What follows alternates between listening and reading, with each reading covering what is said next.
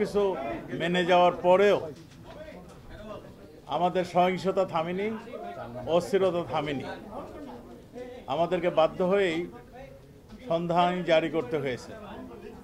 বাধ্য হয়েই আমাদেরকে মানে আইন শৃঙ্খলা বাহিনীর সঙ্গে আর্মিকেও আমাদের আইন শৃঙ্খলা রক্ষার জন্য আনা হয়েছে। আমরা পর্যায়ক্রমে আজকে আমরা বসছিলাম, আমাদের আইনমন্ত্রী মহোদয়, আমাদের শিক্ষামন্ত্রী, আমাদের তথ্য প্রতিমন্ত্রী, আমাদের শিল্পমন্ত্রী এবং আমাদের শ্রম বিষয়ক মন্ত্রণালয়ের মাননীয় মন্ত্রী এবং আমাদের সচিব, সিনিয়র সচিব বৃন্দ,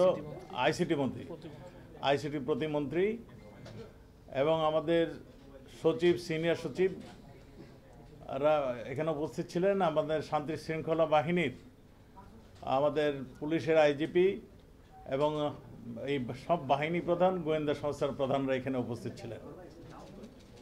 আমরা সারা বাংলাদেশের শান্তি শৃঙ্খলা নিয়ে দীর্ঘ আলোচনা করি। আমরা আলোচনার মাধ্যমে যেটা আমাদের কাছে ভেসে আসছে, উঠে আসছে, আমাদের সব মানে সারা বাংলাদেশেই পরিস্থিতি ধীরে ধীরে স্বাভাবিক হয়ে আসছে এবং স্বাভাবিক হয়ে যাওয়ার কারণেই আমরা আমাদের যে সন্ধ্যা আইন যেটা আমাদের ছিল সেইটাও আমরা আরও কিছু পরিবর্তন করার আমরা সিদ্ধান্ত নিয়েছি। আমরা আগামী বুধবার হতে শনিবার পর্যন্ত সকাল 7টা হতে রাত 8টা পর্যন্ত সন্ধ্যা আইন কিংবা কারফিউ শিথিল থাকবে। আমি আপনাদের মাধ্যমে সবাইকে অনুরোধ করব, সবাই যেন এই সন্ধ্যা আইনটি মেনে চলেন। তাদের নিজেদেরই স্বার্থে আমরা দেশ, আমাদের নিরাপত্তা বাহিনী যত তাড়াতাড়ি স্বাভাবিক অবস্থা ডিক্লেয়ার করতে পারবে, তাদের সাজেশন দিবে, ততই আমরা মনে হয় আমাদের দেশ মানে স্বাভাবিক অবস্থায় আমরা ফিরিয়ে নিয়ে আসতে পারবো। সকাল 7টা হতে রাত 8টা পর্যন্ত মানে এইটুক শিথিল থাকবে, আর বাকি সময় সন্ধ্যা আইন জারি থাকবে।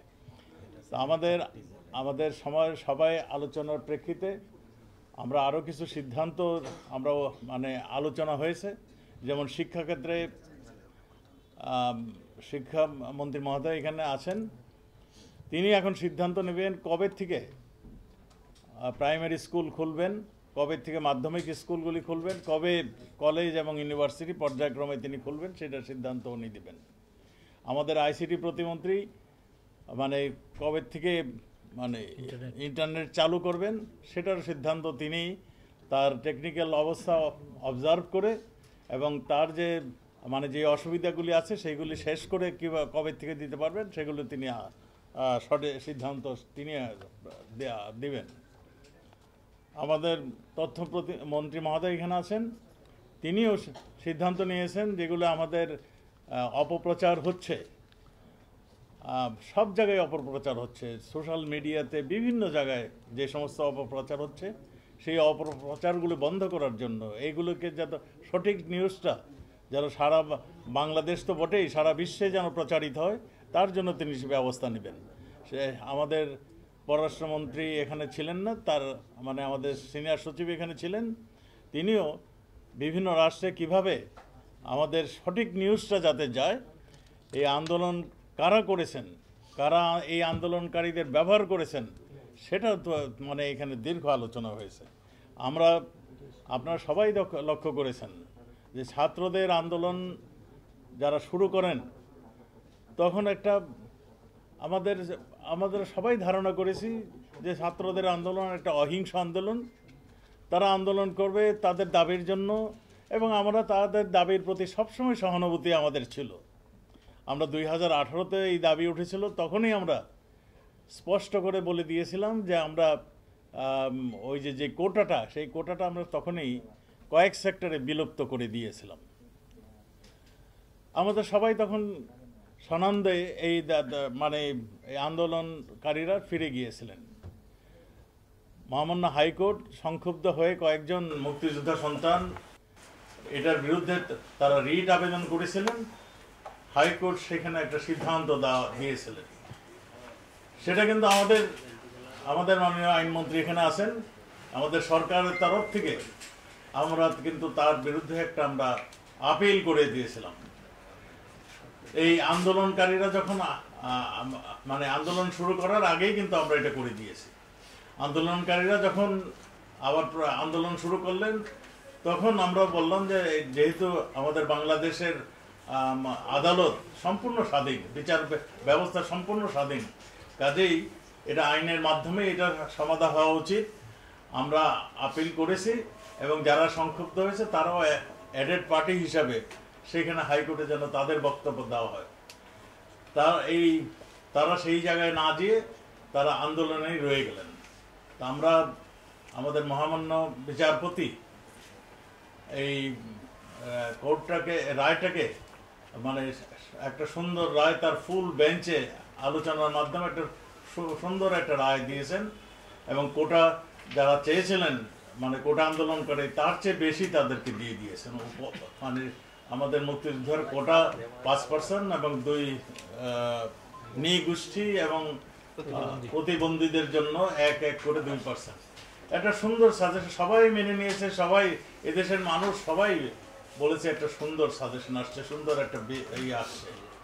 আমরা আন্দোলনকারীরাও সবাই এটা মানে অ্যাকসেপ্ট করলেও আমরা দেখলাম যারা আন্দোলনকারীদেরকে ঢাল হিসাবে নিয়ে আসছিল তারা এটা অ্যাকসেপ্ট করতে পারলো না। তারা নানান অজুহাতে আন্দোলনকারীদেরকে প্রভাবান্বিত করে তাদেরকে জোর করে অন্য ধরনের মানে আওয়াজ তখন তোলা শুরু করলো। আমরা দেখলাম নানান ধরনের মানে দাবির পর দাবি, কোনো কারো অযৌক্তিক কিছু দাবি, শুধু দাবি নয়, আবারও তারা মানে সমাবেশ মানে হিংসাত্মক কার্যকলাপে মানে ছাত্ররা বাদ দিয়ে ছাত্রদের নামে তখন সেকেন্ড লাইনে যারা ছিল তারা কিন্তু সামনে চলে আসতো। ছাত্ররা যখন আন্দোলন থেকে পিছিয়ে চলে আসছিল ঠিক তখনই যারা নাকি ছাত্রদেরকে ইউজ করত, জামাত সেই যে 2001 থেকে 2006 আপনাদের নিশ্চয়ই মনে আছে বাংলা ভাইয়ের উত্থানের কথা। বাংলা ভাই যেভাবে মানুষকে হত্যা করে 2 পা উপরে তুলে দিয়ে মানে লটকে রেখেছিল এবং তার মৃত্যু মানে না হওয়া পর্যন্ত এবং তাদের আত্মীয় স্বজন এনে তার যে এই অবস্থাটা দেখিয়েছিল, ঠিক সেই রকম ভাবে ঠিক সেই কায়দায় আমরা দেখলাম আমাদের 2 পুলিশ সদস্য এবং 1 রাজনৈতিক ব্যক্তিত্বকে তারা এইভাবে প্রকাশ্যে ঝুলিয়ে তারা এই দৃশ্যটির অবতারণা করেছিলেন। আপনারা সবাই দেখেছেন। এই আন্দোলনে এই পর্যন্ত আমাদের কাছে যা আসছে, আমরা হাসপাতাল এবং আমাদের থানায় যে সমস্ত রেকর্ড আছে সেই রেকর্ড অনুযায়ী 150 জনের আমরা সুনিশ্চিত। আমরা সবার জন্য দুঃখ প্রকাশ করছি। এই 150 জনের মধ্যে এখানে পুলিশ সদস্য রয়েছে, এখানে সাংবাদিকরা রয়েছে, এখানে আমাদের রাজনৈতিক কর্মীরা রয়েছে, সাধারণ পথচারী রয়েছে এবং কয়েকজন ছাত্রও রয়েছে। আমাদের তাদের জন্য সবার জন্য আমরা দুঃখ প্রকাশ করছি। আমরা সেই জন্য আজকে সারা দেশে আমরা শোক দিবস হিসাবে আমরা এই দিনটি পালন করেছি। তা আমরা মনে করি যারা প্রাণহানি ঘটেছে তাদের পরিবারকে আমরা সমবেদনা জানাচ্ছি।